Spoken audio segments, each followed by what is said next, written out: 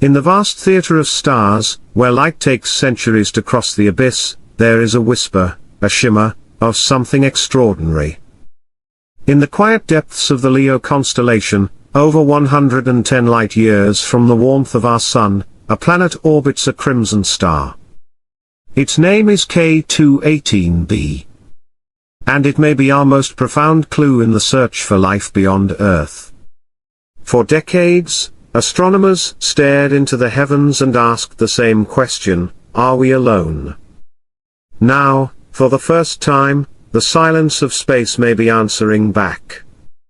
K2-18b is no ordinary exoplanet. It exists in a rare balance, a world large enough to dwarf Earth, yet gentle enough in temperature to cradle water in liquid form. It circles its dim red host in the habitable zone, a cosmic sweet spot where oceans can remain oceans, and atmospheres can breathe. Early observations were subtle, a flicker here, a spectral fingerprint there. Water vapor. Methane. Carbon dioxide. The basic lexicon of life. But these were just whispers, until the arrival of our celestial eye in the sky, the James Webb Space Telescope. With unprecedented precision, Webb pierced through the hydrogen-rich veil of K2-18b's atmosphere, revealing something extraordinary, an alchemy of gases that, on Earth, are often produced by life. Among them, dimethyl sulfide. On our world, this molecule is almost entirely the work of marine life. Its presence on K2-18b is not just a clue. It is a flare in the dark, a message across the cosmos. Scientists call it a Hycean world, a planet swathed in vapor, cloaked in hydrogen, and likely submerged beneath endless oceans. Its surface is unseen, but not unfelt. Webb's instruments read the tremors in its atmosphere like a physician reads a pulse. The signs are there, not of civilizations perhaps, but of something primal, living, and ancient. Could there be organisms beneath those waves? Microscopic drifters. Colonial floaters. Bioluminescent wanderers in a sea where no sun rises as we know it, only the dull glow of a red dwarf filtering through mist. Some speculate about strange, gliding life forms, alien analogues to Earth's flying fish or jellyfish, adapted to low gravity and high pressure. Others envision filter feeders drifting in eternal twilight, leaving chemical trails in their wake. What we see now may be K2-18b in the midst of its own evolutionary dawn, an echo of Earth's Precambrian eon, when the oceans teemed with microbial ambition. But with knowledge comes responsibility. The implications of life beyond Earth ripple through every layer of society. Scientists, theologians, and philosophers alike stand at the precipice of a new paradigm. Should we attempt to make contact? Many say no. The fear is not unfounded. Physicists like Mark Buchanan warn against awakening what we do not understand. Ethicists like Dr. Anthony Milligan urge caution, reminding us that to interfere in a foreign biosphere could be catastrophic, for our radio signals have been leaking into space for a century. To them, we might already be ancient history. Yet contact is not imminent.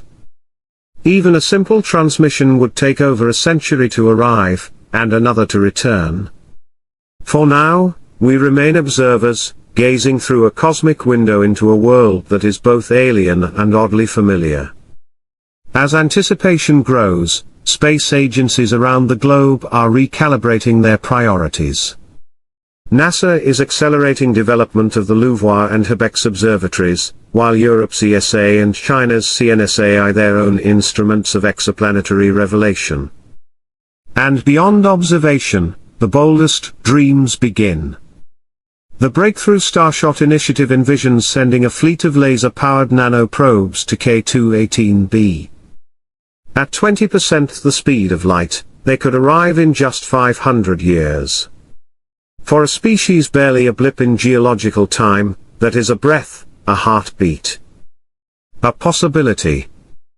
But what matters most may not be the science, it may be the story. The cultural tremors of K2-18B are already being felt. Films, books, social media, all echo the rising wonder. Hashtags like hashtag K2Alive and hashtag Ocean World trend in tandem with telescope data.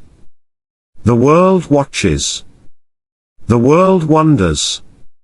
And with this growing awareness comes a new ethic, a planetary humility. If life does thrive in that far ocean, it has done so without us. We must ask not just what we can learn, but what we must protect. Some scientists now argue for interstellar conservation, to leave such worlds untouched, as cosmic sanctuaries. Because even microbial life, alien, independent, enduring, is not merely scientific evidence. It is kin. K2-18B does not just challenge our technology or biology. It challenges our identity. It reminds us that life is not a miracle confined to Earth, but perhaps a tendency, a habit of the cosmos.